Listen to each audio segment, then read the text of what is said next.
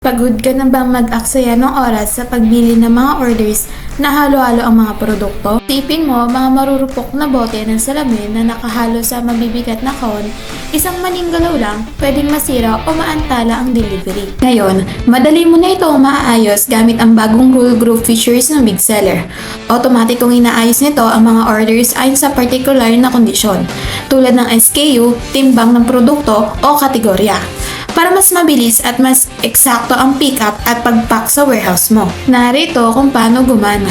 Step 1. Pumunta sa wave setting page, i-click ang edit at hanapin ang rule group sa bawat uri ng wave settings.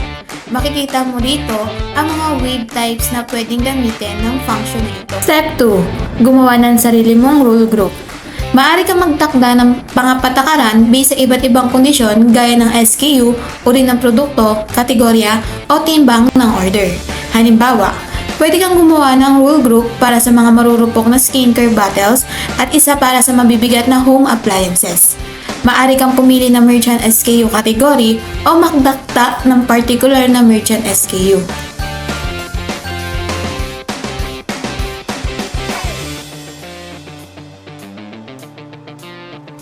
Step 3. I-apply ang iyong mga rule group sa mga gumagawa ng wave.